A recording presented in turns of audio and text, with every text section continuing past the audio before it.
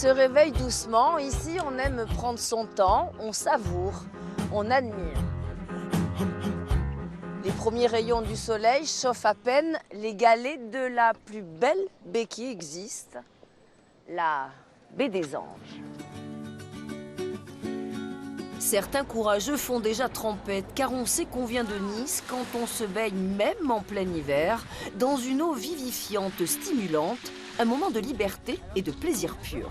Alors pour celui qui ne s'est pas baigné de l'année, ça va être difficile. Mais pour nous qui échelons nos baignades toute l'année, le plus dur, ça sera février-mars. Là, elle descend à 13 et là... Un vrai niçois, c'est quelqu'un qui se baigne toute l'année, voilà, par tous les temps. Hein. Incontournable, la promenade des Anglais, elle a permis à la ville d'être classée au patrimoine mondial de l'UNESCO en 2021. Connue dans le monde entier, ici, touristes et niçois se baladent ou font leur sport. Mais la vue est encore plus belle quand on prend de la hauteur, direction la colline du château. Toute la colline ici était marquée par la présence d'une immense forteresse, un vaisseau véritablement, qui a marqué l'identité de la ville, qui l'a marqué d'autant plus que ce vaisseau a été détruit en 1706 par les Français. Nice était à cette époque-là dans le royaume du Piémont-Sardaigne, et donc ce grand édifice a disparu et n'a jamais été reconstruit. C'était la France de Louis XIV qui avait détruit ce château, et plus tard, la destinée de ce lieu est une destinée touristique. On est passé du côté militaire vers le côté touristique. Lieu vivant, coloré, typique, le marché aux fleurs dans la vieille ville est un passage obligé. Il est l'un des plus anciens d'Europe. Il existe depuis le 19e siècle. C'est d'abord un plaisir des yeux parce que c'est une belle promenade, c'est fleuri, c'est très agréable, en plus avec un temps comme aujourd'hui.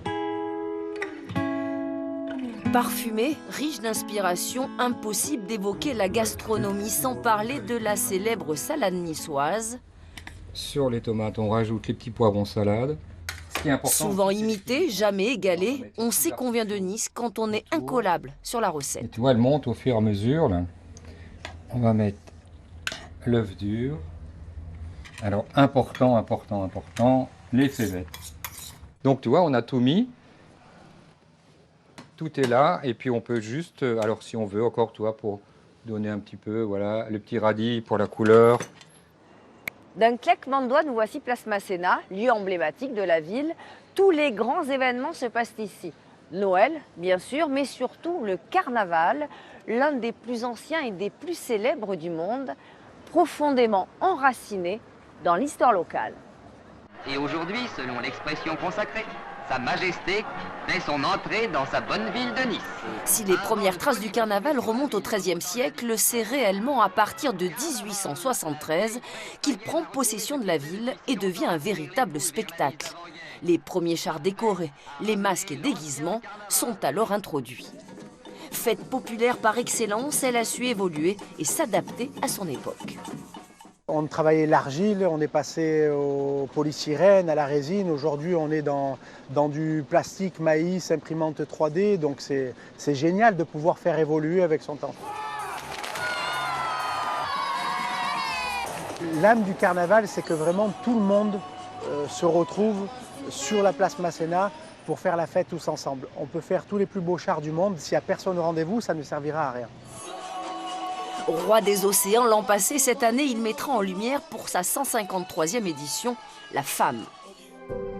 Comme une majesté qui s'incline devant sa cour, on ne se lasse pas d'admirer ce coucher de soleil unique qui nous offre un spectacle que même les mots peinent à décrire. Une dernière caresse de lumière sur la ville.